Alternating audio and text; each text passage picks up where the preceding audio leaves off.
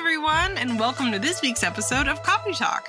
If you've just joined, Coffee Talks are the short, in-between episodes where we read your user-submitted stories, hang out with friends, talk about witchy pop culture, or chat with you about what's going on in our personal practices.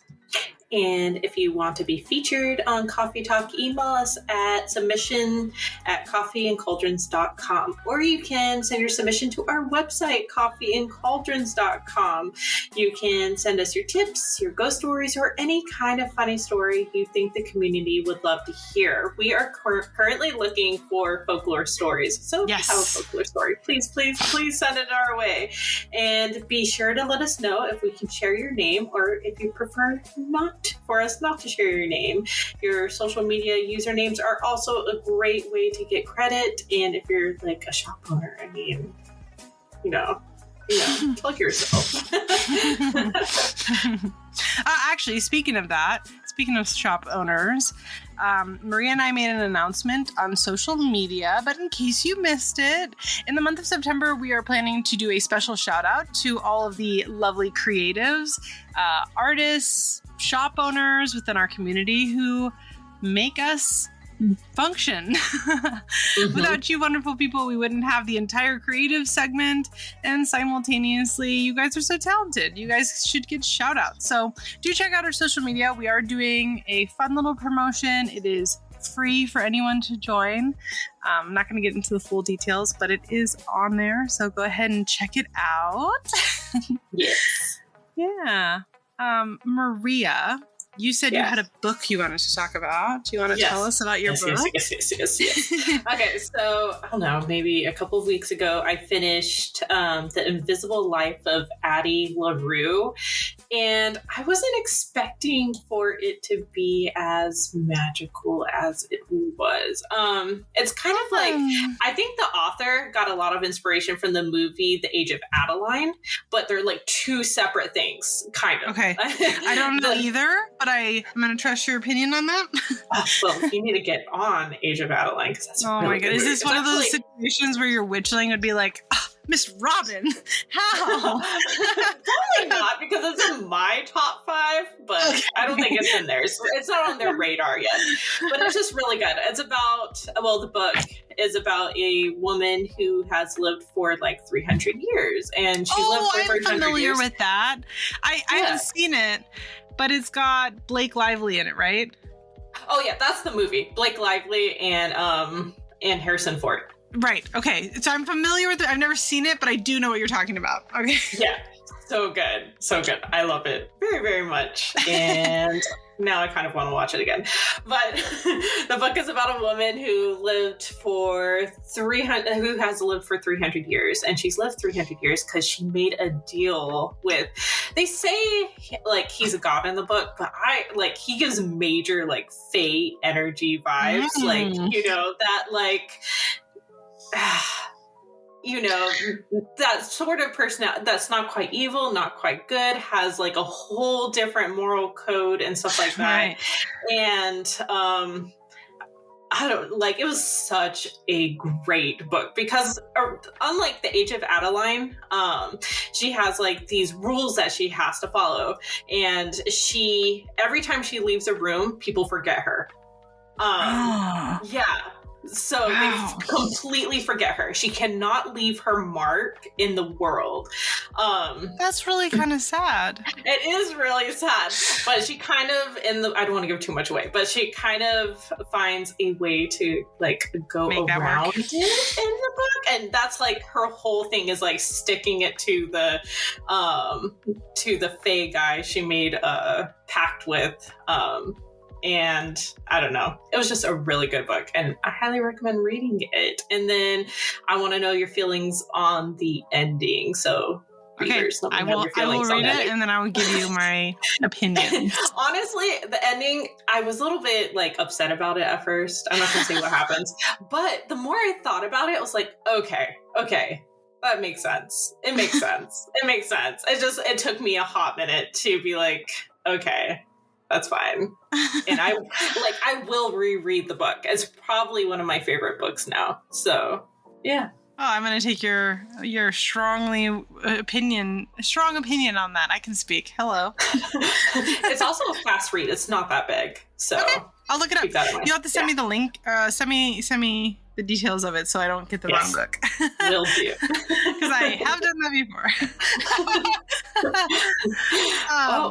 So you have like I have a ghost story. I'm so excited because Robyn told me that she has a ghost story. And it's I was a good one. Yeah. Well, at least I felt it was good. I haven't told Maria anything. No, nothing. So for those of you who don't know, the last few years, and if you're in the Discord, you'll know this because I've talked about it a lot. The last few years, we've been watching my grandfather pass away of dementia. And he did actually finally pass yesterday from when we were recording this. So may he rest in peace. But it was a drawn out process over the weekend. So initially it started with him going to the emergency room on Friday. Okay. Mm-hmm. And I was with my grandma all day. And so I couldn't do any kind of candle lighting, couldn't set vigil, anything. And I had actually asked Maria if she could light a candle just because I knew this was the end. I didn't know if it was going to be Friday or not, but I knew this was the end. We all did. And one of the people I asked is also a patron of Santa Muerte. And I had said, please set a vigil. Like, I just want him to pass peacefully, blah, blah, blah. So one of the things that was going on with him is that he was going to need surgery. It was an option. And my family, my parents did such an amazing job of just trying to make decisions that were going to make his life the most comfortable towards the end. And one of those decisions was to go through with the surgery, but the surgery wasn't to save his life. It was just to make his life comfortable for the last few days. Mm-hmm. And at the time that he went into surgery, I did not know whether or not he was alive still at this point, because it was all very like rushed and chaotic and we didn't know what was happening. And that time is like very liminal too. It was a very liminal space. Like it really was. So one of the things, a little something about me is that in times of chaos, I do not know how to just relax. I'm a twiddler. I've got to do something to feel like I'm helping. I have to. If I don't, I'll go crazy. Like, for example, he passed yesterday. I was like, I'm making a casserole. I'm bringing over a casserole. Like, I don't know how to just like be cool. I've got to be doing something to be helpful or I'll go crazy. And so when he had been taken to the emergency room, it was wee hours of the morning. Mm-hmm. And my grandmother had mentioned to my mother that the bed was a mess. She had said grandpa made a mess. Well, that could mean one of two things. That could mean he made like a defecation of some kind, or in her mind, which is what it ended up being, that it simply was not made. And so I was like, I'll go over there. I'll make the bed so she doesn't have to worry about it. So I go over to Grandpa's house and I'm rifling through their stuff to find fresh sheets and stuff like that. And this is when it starts, okay? Okay. So I don't know if Grandpa is alive or dead at this point. They are doing him pre-op for surgery. Mm-hmm. And so nobody knows his status at this point. Literally no one knows. And in the state that he was in, he literally could have just passed away before making it to surgery. Okay. So I go into my grandparents' room and I'm making the bed and all of a sudden the lights start flickering. Now it's a heat wave. It's 105 degrees out. I'm like, I don't think anything of that initially. I'm like, oh, it's a flicker before a brownout, right? Mm-hmm. Think nothing of it. Think it's a little weird because I didn't notice any other lights flickering, but also I'm like, well, I'm not like I'm paying attention to the lights. Like, whatever. How supernatural of this moment. Right. And like, I'm focused on other things and I'm very stressed. Mm-hmm. So then the lights flicker again. Only this time the dog starts howling. Like the dog is sat at the edge of the bed going, whoo! And I'm like, what the fuck is going on? So now I'm starting to get my back up a little bit. Now I'm a little weirded out about what's going on, right? I would be freaked out too, just because dogs are really closely related to the underworld. Like, well, not only that, but this particular dog, has been my grandfather's protector this whole time. The whole time that they are very connected. If Grandpa had any kind of anything, Barley was on it. Like anything. And so they are just very connected. And so immediately the hairs go up on my arms. And I'm like, okay, so this is weird. And my grandma has 2 things in her room that are the really big indicators that freaked me the fuck out, okay? So the first one is she has a light-censored nightlight. So if something gets in front of the nightlight or it falls dark, the nightlight comes on. Now that had flicked with the light flicking. And I also didn't realize that it was like a light sensor light.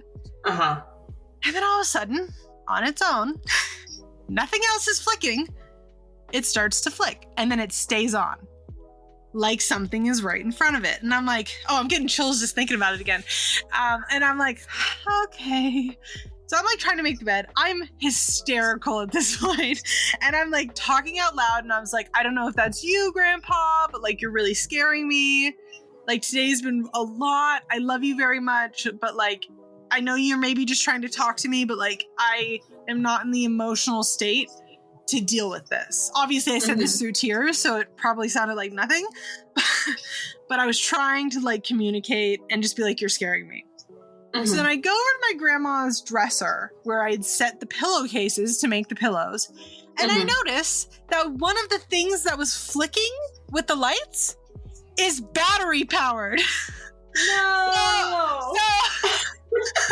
So it's not even connected to anything. So when everything else is flicking, this little diffuser that was going this high-pitched squeak and flicking is not even connected to the power circuit. So I'm like, oh, fuck this. So I make the bed and I'm like, all right, I'm getting out there. I'm convinced that Grandpa is dead at this point. So I grab my phone and I go to text my mom and tell her what happened. And as I am typing out what has happened, my mom texts me and goes, a baby was just born in the hospital. And so I'm like, you're fucking kidding with me that this is happening and a new life is coming into the world at the same time. I don't know what you guys believe in, but I definitely believe in a form of reincarnation. So that freaked me the fuck out. And then literally 10 seconds later, on the timestamp, I sent mom a text. My mom texted 3:58. She sends me one back at 3:58. My friend who said the vigil sent me one at 3:59. The vigil's done. It just finished. I just finished setting it up. So all this stuff compiled, I'm like, no. I am in too much of an emotional state to handle this in a way that is both respectful and also not freaking me out. You know what I mean? So I try to compose myself. I go downstairs because they live in an apartment upstairs of my uncle's house. Okay. And so I go downstairs and I'm giving the dog extra love because he saw the ambulance show up. I'm sure he's very confused. And I'm just trying to give him extra love because it's been a hard day for everybody, including the dog, right? I'm sat on the couch with him, giving him pets. And all of a sudden his ears perk up. And he starts to track something with his eyes. And I'm thinking, okay, it's probably nothing. I'm again, I'm trying to and I'm saying this out loud to myself. It's probably nothing. He follows it all the way to my uncle's office and then the door closes to the office. And I'm like, no, goodbye, we're leaving. I am not in a state to deal with this. So all that to say, I get home, have a calm down. I'm trying to rationalize it because my grandpa and I weren't particularly close, but I also don't think he would go out of his way to knowingly upset me more when I'm verbally saying you're scaring me. So I'm trying to rationalize it's all probably a coincidence, right? Because I just don't think he would do that. I just don't think he would. We weren't super close, but he also wasn't the prankster type. You know what I mean? And you were also in his home. Yeah. It was just a lot. And I just don't think that he would do that to me. I just don't. And so my uncle calls me because my dad let him know about what happened lightly and said to call Robyn. My uncle calls me and I tell him about it. And he's like, okay. He's like, let's do some timestamp comparison. He's like, what time did all these texts happen? And so I tell him the timestamps. I'm like, I got it right on my phone. I can pull it right up. So I tell him the 3:58, 3:59. He goes, he was like, it was 4:00 on the dot. He's like, I remember. He's like, 4:00 on the dot. I suddenly got an urge. I had to leave. Like, I had to get out of here. I had to get down to Dad. And I was like, well, that's weird. And then I tell him about the office door closing, and he was like, that's not possible. And I was like, what do you mean that's not possible? He goes, there's a door stop in front of the door, and like, there's no breeze, there's no windows in that office. And I was like, I didn't see it, because I opened the door back up. I was like, I didn't see a door stop. He's like, Robyn, there's a door stop. That door has never been closed. I was like, ha! I was like, guess what? I'm never going to your house again. Your uncle has to go home to that. Yeah, and so my uncle used to work in hospice care, so he's very familiar with spirits in general, especially of like the elderly. And so he was like, well, maybe it wasn't Grandpa, maybe it was the previous owners. He's like, I've never seen anything, but also nobody's ever not been home. There's always been somebody home. And maybe they felt like they could roam around. And I was just like, maybe. Either way, I hate it. Thanks, I hate it. I think it's so different that when you're emotionally connected to like a spirit and what's happening, like it's just, as much as we want to help, as you said, you're not in an emotional state. I was just not in an emotional, I was not in the mindset to be able to like do the things you're quote supposed to do, right? Even as like witches and spiritual people, like I was incredibly emotionally distraught. And like, cause when he went to the emergency room, like I saw him, I saw how that looked, and I was just, my heart was breaking for him. It was breaking for my grandma. And so like, I was just not in the mental place to be like, hey, ghost, or like do anything that might like rationally and logically kind of diffuse the situation. I was just so emotional that I was like, goodbye forever. Never coming back in this house. Adios. Do you think if your uncle keeps experiencing stuff, will you go over there? Yeah, no, I will. Yeah. We've already talked about it. Okay. My uncle he doesn't believe in witchcraft per se, but he's a very firm believer in like spirits and ghosts, because he worked in a hospice care place, and he worked the overnights. So he is very familiar with the dead, and is like, oh no, the ghosts are real. He's like, it's not I believe in them, they're real. He's like, it's a complete sentence. So we've talked about it just kind of loosely, because again, there's been other stuff going on, but that was my week. My weekend. It was crazy. I couldn't believe it. I was genuinely scared, but because I was so emotional. Do you know what I mean? That's like the only emotion that was left. I'm so sorry. Oh, it's all right. Yeah, that would have been intense. It was intense, and like I said, for all intents and purposes, I'm very glad that Grandpa passed on. He's not in pain anymore, and that's what's important. 100%. Yeah. 100%. We do have user-submitted ghost stories. We do. We have 3. So, on that note of ending, would you like to read our first one? Sure. Okay, so this doesn't have a name, so I'm guessing no name, right? It's anonymous. It is not. The first one is anonymous. I scrolled up past it, so it only showed the story and not the top part. Anyways. It was Halloween night. And I had to. Okay, it was Halloween night, and I had just gotten home from a party. I was tired, but I was using a new set of sheets that wasn't quite fitting my bed correctly. So I went to the bed, and like I had done for the past several nights, flipped the comforter completely off to readjust the fitted sheet corner at the bottom of the bed.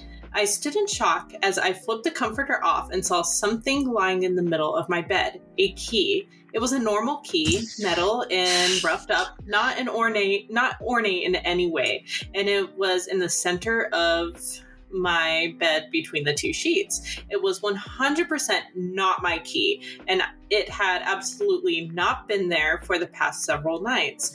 I had lived alone, and no one had access to my apartment. It freaked me out.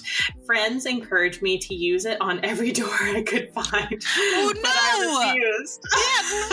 Yeah, no! That's an how you go invitation to the a other world. portal to hell. Like, we've all seen Coraline. Please be so fucking for real. Oh no, I want to watch Coraline too. Anyways, okay, I put it on my key ring, but never did anything with it. Then several years later, I pulled my keys out, and the key was gone. What? I still think about this all the time. Any thoughts on what this could have been are welcome. I think we covered that. Did I dodge a bullet or miss out on a great opportunity? You dodged a fucking bullet. Are you kidding with me? Okay, I'm on two separate ends of the spectrum. No way. All right, let's all listen to Maria be like, be friends with the fairies. Go on. No.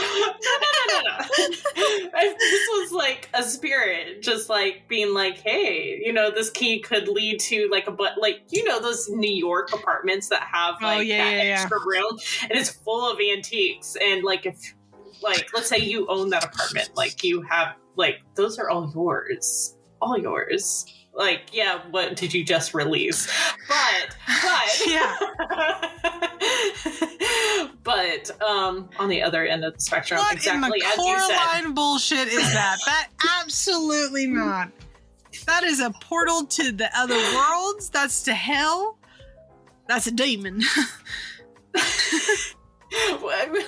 Or it could have been like your neighbor's key who snuck into your apartment. Yeah. And was like, hey. Yeah, I think I would have more questions about the key. I'm picturing skeleton key. Which right? they said that it wasn't. It was just a normal key. But I'm picturing skeleton key regardless. Much to consider. But yeah, well then even then, you say it's like a normal key. They say it's a normal key. If it's an old New York apartment, there's like some locked door, it would be a skeleton key. Like it'd be an old. It's true. Portal to hell. Also, portal to hell. I don't know if the person who wrote this works with Hecate. Like maybe it was an invitation to work with her further, but I don't know. So just something to consider. Yeah, I don't know. Hecate, so I don't know enough about that. Yeah.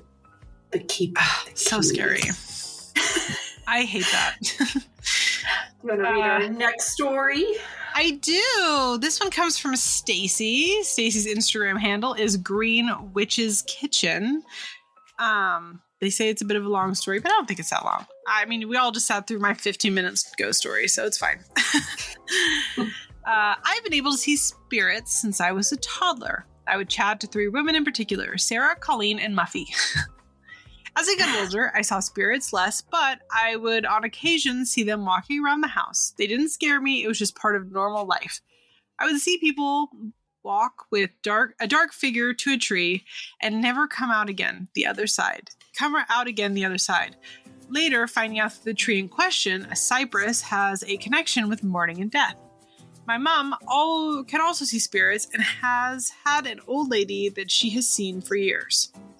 When I was in my 20s, I found that the spirit of a preteen/early teen boy had attached itself to me. He was the clearest spirit that had come to me, and he would run past my windows, and on one particularly scary occasion, he stepped out in front of my car while I was driving. I've had that happen before. It's so scary. I knew instinctively that he wasn't there to hurt me, but he was starting to be a bit of a pain in the ass. Flash forward a few years, and we were at a party for my grandfather. There are photos from his childhood and his ancestors, and there, sitting in a wooden rowboat, is my spirit friend, my grandfather's uncle, who he was named after, who drowned at 13. I became incredibly cold, covered in goosebumps, and started to tear up. I felt relief in finding out who he was, but since that day I have not seen him. I've never held any belief that the spirits are trapped with unfinished business. He was hanging around and I happened to be able to connect. I still see spirits, but no one has had as much of an effect on me as him. That's kind of He just sweet. wanted to be remembered. Yeah. Remember me. How very Coco. Oh, no, I want to watch Coco. Okay, I have 3 movies I want to watch now. Anyways. I'm not allowed to watch Coco because I cry so hard. And I made Frank watch it because I was like, oh, well, this is like about things I believe in and things I grew up with. We have to watch it. And then when Coco died, he cried and he was like, this is fucked up. We're not watching this again. I still remember, like, we had already seen it like a few times, but we were watching it as a family, and the witchling like went to sleep. Usually, typically during movies, we just like turn it off and then start watching our own thing if the witchling like falls asleep. But no, me and my wife were just like sitting there on the couch crying and sobbing while finishing the kids' movie.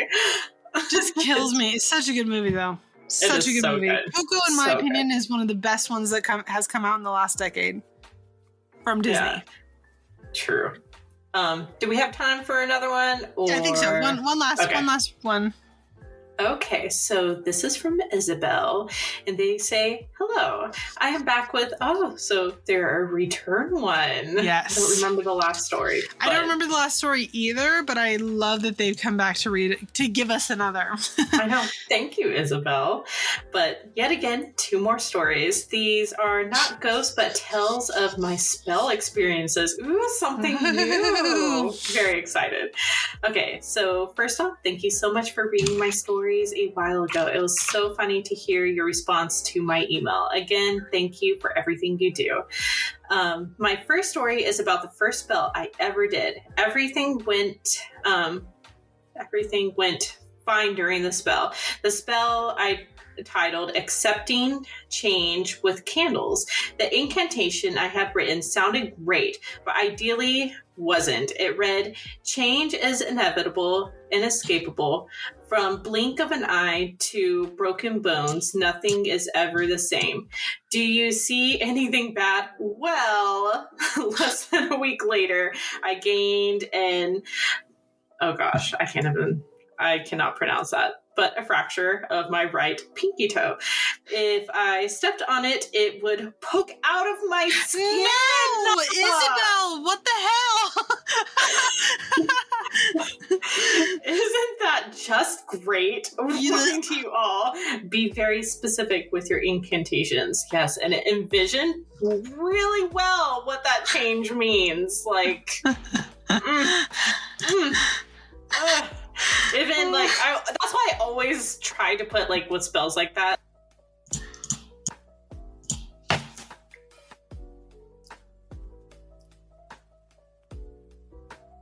You're muted. You got muted. Unmute. I didn't press anything. I was just sitting here reading. Repause yourself. Say you were saying. I think we should leave that in because that's creepy. Because you have to physically press the button. Yeah. Oh, so scary. What? I didn't click anything either. Okay. Well, I'm still going to say it because I don't know where it was. Yourself. Please do. That's what I'm saying. You can repeat yourself being edited, but you're right. That is crazy. Oh! Anyways, I always like to say, like, after spell, like, doing incantations, no harm done unto me or others, like, something around those lines. I just think it's very important to put because, I mean, it leaves that not up to interpretation, like, at all. I even do it for parking because I have, like, a whole parking thing that I say, and I make sure to also put that. Yeah, to get a parking space.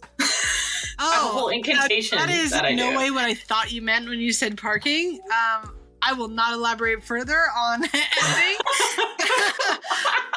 Continue. Anyways. Okay, so my next story is current. My only best friend that is a sister to me is really struggling mentally. Oh, well, I hope they are doing better or feel better soon. One time in January, she came over to my house. She is also into witchcraft and such. So when we were bored, we decided, hey, why not do a spell? So I got the idea to do a banishing spell for her depression. Literally the next day, my friend got a counselor I can at see her where this is school. going. My friend got a counselor at school. I saw her getting better after a few weeks. 2 weeks ago, she got her own therapist, and now I haven't heard her say, I hate my life. Wishing you wellness. Yeah. That is That's not such where I good saw that news. going. Banishments are so Okay. tricky that that they kind of like the broken pinky. It can go one way or the other. Well, I think for something like that, especially if the person is there, they can actually That's true. visualize That's very, what very they true. want. So, Mhm.